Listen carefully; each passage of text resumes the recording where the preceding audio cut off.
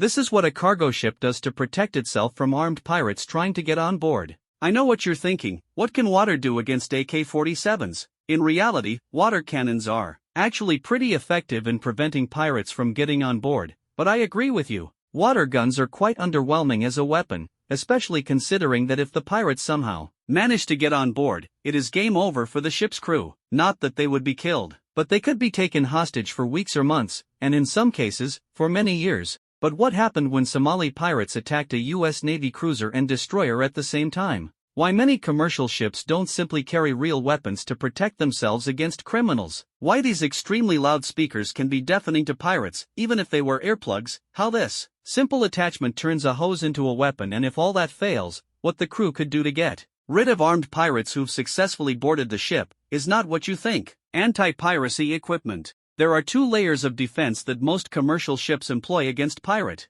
attacks. First is the discouragement layer, which is equivalent to installing a security camera outside your house. It doesn't physically stop anybody, but it will discourage some burglars from targeting your house. The second layer is the anti-boarding layer, which is similar to having a security gate at your house to make break-ins much more difficult. For commercial ships, the discouragement layer could start with placing dummies around the ship to give the impression of greater numbers of crew on watch. In addition, lasers could be used to mess with the pirates' visuals as they approach. The ship could also increase her speed since boarding a fast-moving vessel is much more difficult and dangerous for pirates. LRAD. But long-range acoustic devices or LRADs are probably one of the most effective tools for discouragement. As soon as the crew notices any suspicious boats approaching them, they could use LRADs to communicate with that boat. If that doesn't stop the pirates, LRADs could play a very loud tone, which could be as loud as standing behind a jet engine, and direct it toward the boat, which is very uncomfortable, if not deafening. Now, you might think the pirates could simply wear earplugs, but according to one manufacturer, that wouldn't be very effective. That's because sounds can still travel to your inner ear through vibration of the bones in the skull, which is how bone conduction headphones work. In some cases, this might be enough discouragement for criminals, who might turn around and look for the next easier target instead. That said, pirates who are serious could shoot the LRAD and destroy it. And that's where the second layer of anti-boarding equipment comes into play. Anti-boarding trailing wires. This is a simple, yet effective weapon to stop boats. It shoots out a rope that stays on the water surface and then tangles up the engine propeller as the boat crosses over it. Now take that same principle, apply it to cargo ships, and you get this: a series of trailing wires that can be brought out on the sides and the stern of the ship. If a boat tried to get too close, there is a good chance that this would stop them and make them think twice. A quick stop like this could in fact be dangerous for the pirates. Water cannon. Water cannons are another effective tool to prevent unwanted onboarding. The cannon's water pressure can be used as a deterrent for pirates, just like they are used for riot control. But the cannons could also fill up an approaching boat and potentially sink it. Some cannons are remote operated so the crew can use them from a safe distance, without having to worry about being fired at. Some other ones are fixed, but shoot water in all different directions to hinder onboarding, and some others have rotating heads, which consistently spray water on the sides of the ship. And then, there is the water curtain. This specially designed sinker weight keeps the nozzle down near the water's surface, and the restrictive nozzle at the end ensures that the water coming out does so at high pressure. This makes the long hose lash about unpredictably and violently. It would definitely hurt to get hit by this thing, and if you have several of them down the side of the ship, it would make it quite difficult to climb on board. Razor wire. The good old barbed wire or razor wire can also be used to prevent pirates from climbing on board. Using a ladder. Rolls of razor wire can be brought on the deck and quickly set up whenever needed. An alternative approach is to use safety barriers. These barriers can be simply attached to the sides of the ship and keep pirates out by preventing them from latching their ladders on the perimeter of the ship. Even with a rope, they are difficult to climb over due to their shape and the gap that they create for the climber. Anti-piracy tools versus Houthi rebels. All the anti-boarding measures that were mentioned were designed to protect cargo. 539. Ships against pirates who approach them on small boats. Never was it imagined that intruders would 545. Board a cargo ship from the sky, as it happened on November 19, 2023, when a helicopter approached. 552. The Israeli-owned cargo ship, Galaxy Leader, on a Red Sea shipping route, and dropped off. 5:57, a handful of armed Houthi rebels, and from the looks of it, also a professional videographer. 6:06, the rebels surprised the 25 crew members and took them hostage. But, 6:10, is there anything that the crew of Galaxy Leader could have done to save their ship? 6:18, in any hijacking scenario, once the attackers are on board. 6:22, there is really only one thing that the crew could do to force the hijackers to leave. 6:26, and I'm not talking about a gunfight. If everything else fails, the best thing to do.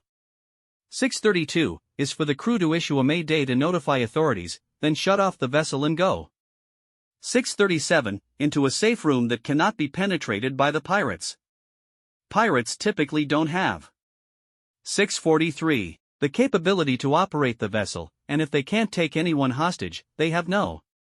6:48, leverage. They would be most likely forced to leave before the Navy or Coast Guard arrives. 6:55, but with Galaxy Leader, the element of surprise from the sky made this option impossible. 7:02, the Galaxy Leader, which is a car carrier, had no cars on board at the time, but the Houthis who 7:08, hijacked it didn't care. This is because the Houthis' hijacking was politically motivated. 7:14, and this is why as of January 2024, the Houthi rebels have anchored the ship near in a bay off 7:20, the coast of Yemen and turned it into a bit of a tourist attraction, apparently worthy of a selfie. 7:30, but when it comes to the good old pirates, their motivations and goals are completely different. Piracy goals in Somali waters versus Gulf of Guinea. 7:36, consider Somali pirates for example. When they hijack a ship, their goal is to hold the ship. 7:42, and the crew hostage, until a ransom is paid. A high-profile example of this was the 2008 7:49 hijacking of the Ukrainian cargo ship, Fina, by Somali pirates who held 20 people hostage on 7:56, the ship for 4 months, until they received $3.2 million in ransom, which was airdropped. 8:02, near the ship. The pirates left the ship the very next day and the hostages made it out alive. 8:13, in the Gulf of Guinea, there was a different type of attack going on. Those pirates would 8:19, usually only go after the cargo that was on board and hold the ship and the crew until 8:24, the cargo was transferred in a ship-to-ship operation. This could take up to 10 days. 8:30, after which the vessel and the crew were usually set free. How commercial ships avoid pirates. 8:36, there are of course ways to reduce the chances of becoming a target for pirates. 8:40, for example, in light of the repeated Yemen-based Houthi attacks, as of December 28, 2023. 8:47, half of the containership fleet that regularly transits the Red Sea and Suez Canal to go from 8:52, Asia to Europe, is avoiding this route. They instead go around the entire African continent. 8:58, which adds as much a week to their voyage, increasing shipping costs and adding delays. 9:04, those who choose to continue using the old route end up paying higher insurance. 9:08, premiums. But isn't it easier to just arm the crew with guns, so they can protect 9:14, themselves against attacks? In theory yes, but there are legal and practical limitations. Why aren't cargo ships armed? 9:22, in international waters, merchant ships are governed by the state. 9:25, regulations of the flag that they are flying. If the flag state permits. 9:30, they can carry weapons, but the problem begins when those ships start going from 9:35, port to port and country to country, where possession of firearms is illegal. 9:41, the legality issues aside, the ship's crews are there to operate the ship. 9:45, not to fight against pirates. I don't mean to open a can of worms, but to me, 9:50, it's a bit like asking teachers in America to carry firearms in 9:53, case of a school shooting. I'd think most teachers wouldn't want that responsibly. 10 o'clock, this is why some ships hire private security companies that can accompany them in pirate zones. 10:06, and they are generally vetted by port state control so that, indeed, 10:10, the ship could enter sovereign waters with arms being on board. Navies against piracy. 1015, all that said, historically, whenever piracy has become a really big issue. 1020, that's when the big guns come out. I'm of course talking about the navies. 1026, for example, in the early 21st century, piracy in Somali waters became quite popular. 1031, and at its height in 2011, Somali pirates carried out 212 attacks. The World Bank. 1038 estimated those attacks to cost the world economy $18 billion. 1045, given the severity of the problem, the U.S. and coalition vessels from Combined Task Force 150. 1050, began actively pursuing pirate vessels in an attempt to deter them.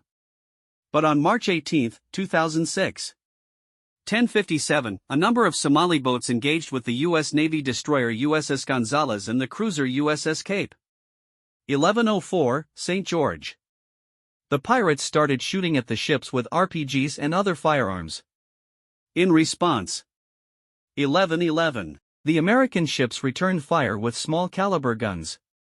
As part of this, 1117, a large pirate skiff was set on fire by a .50 caliber tracer round fired from USS Gonzalez. 1123, which burned it to the waterline. 1128, historically, a big role of navies around the world has been securing. 1131, merchant routes and fighting piracy, which is why after repeated attacks by 1136, Houthi rebels on commercial ships in the Red Sea that crippled global shipping.